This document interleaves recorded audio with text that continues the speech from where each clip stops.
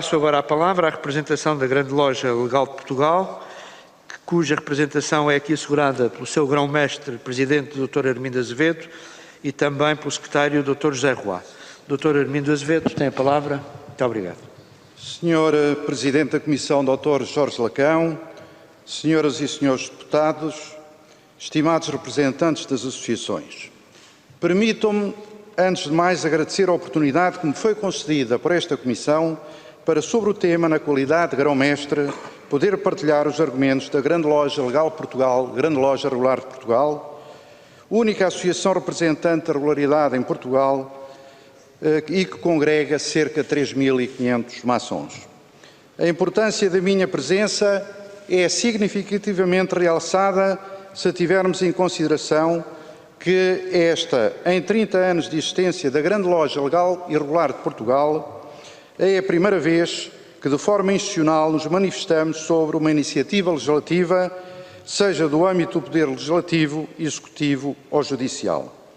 No entanto, as circunstâncias em que surgiu esta iniciativa, que hoje aqui nos trouxe, e os contornos de debate que provocou, dentro e fora desta Assembleia, mais que justificam, no nosso entender, esta excepcionalidade histórica. Em primeiro lugar, quero salientar uma similitude. Com efeito, tal como os senhores deputados que integram esta Comissão e os restantes foram eleitos democraticamente a título individual, embora na qualidade de representantes dos diferentes partidos com assento parlamentar, os maçons também são, acima de tudo, cidadãos a considerar individualmente, mesmo que unidos na partilha de valores e ideais comuns que visam o desenvolvimento e o aprimoramento da pessoa humana e da sociedade. O grande desígnio da maçonaria é contribuir para o bem da humanidade através do aperfeiçoamento do indivíduo. A maçonaria não atua organicamente no sentido de instruir os seus membros sobre a forma e sentido de atuação nos assuntos pessoais, profissionais, institucionais, políticos e religiosos. Esta nota prévia tem a sua importância para o que aqui está em causa.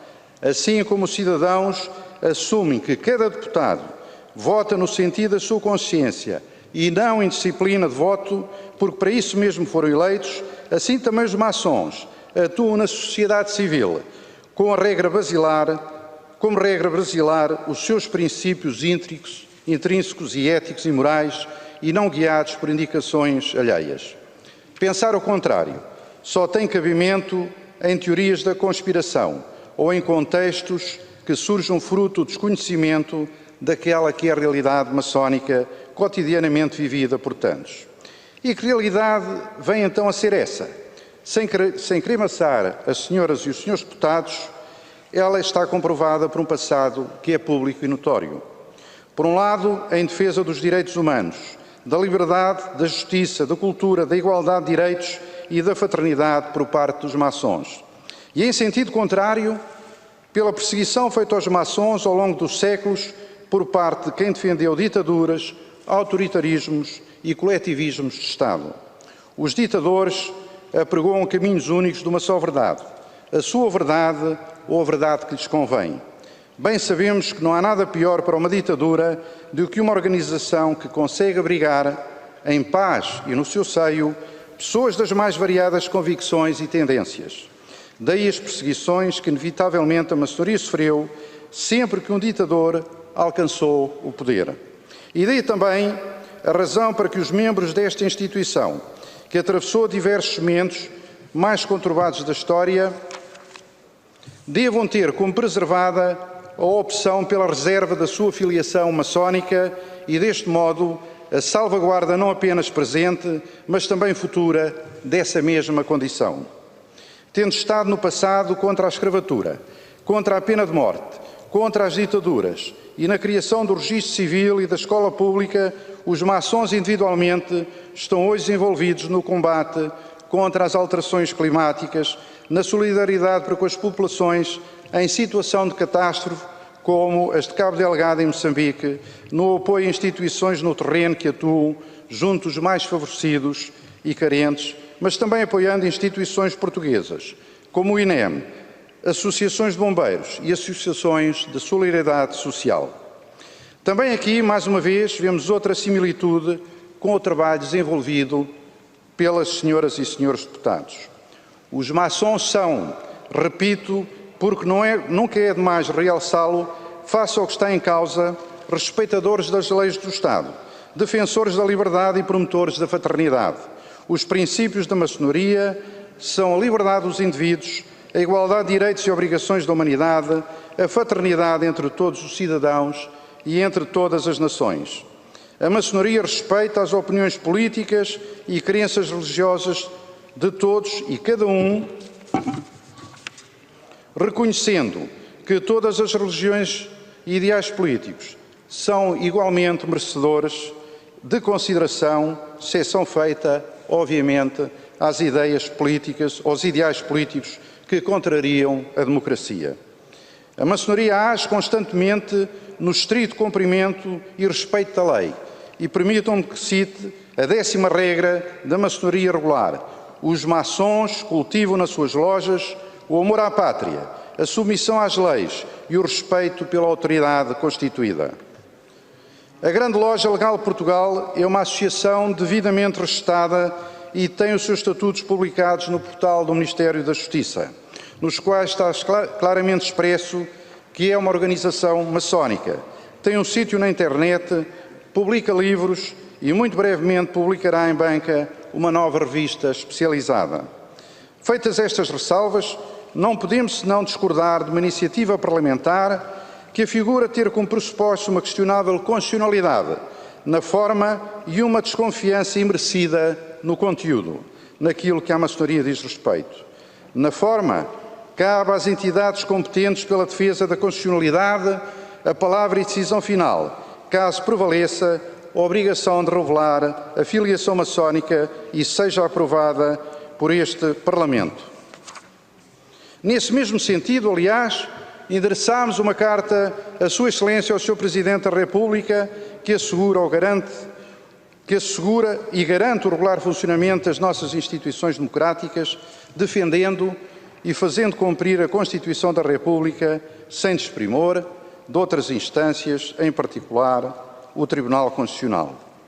Quanto ao conteúdo da iniciativa, tal como ela é conhecida até agora, ofende os maçons regulares na dignidade e na honra, ao estabelecer uma alegada ligação entre a eventual filiação maçónica de deputados e titulares de cargos políticos e a sua subordinação a outros interesses que não os que legitimamente decorrem da sua atividade política, na defesa dos seus constituintes, dos eleitores e dos portugueses.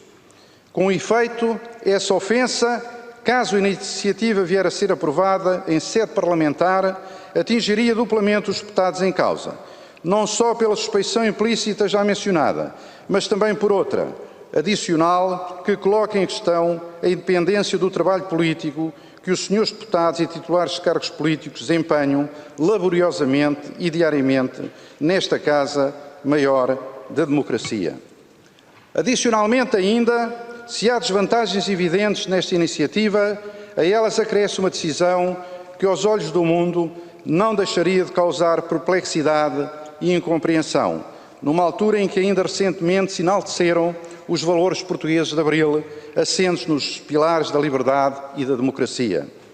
A maçonaria regular é vista como exemplo a nível internacional, não apenas nos países lusófonos, onde se consolida e expande pelo meritório empenho dos seus membros, mas em outros hemisférios.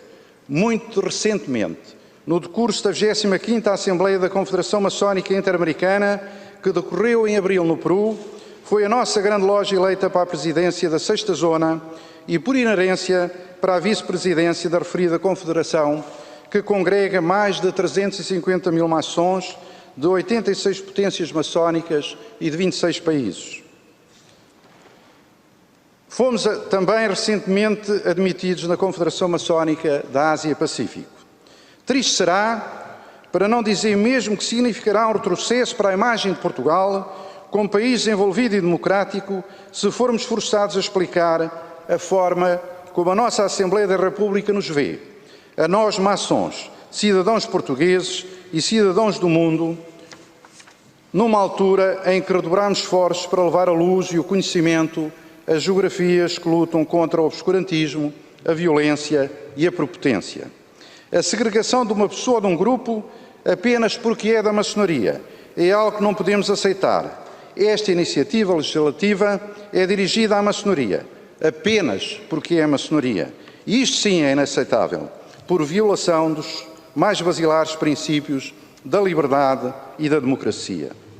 Apelamos, pois, ao bom senso, na elementar defesa dos direitos e dos princípios estabelecidos pela Constituição Portuguesa e ao entendimento da profundidade das consequências éticas e morais da aprovação de uma lei que obriga um homem livre, para exercer uma função para a qual foi eleito ou nomeado, a ter de confessar obrigatoriamente as convicções filosóficas e espirituais que regem os princípios da sua vida. Este projeto de lei atenta contra a liberdade de consciência de todo o cidadão.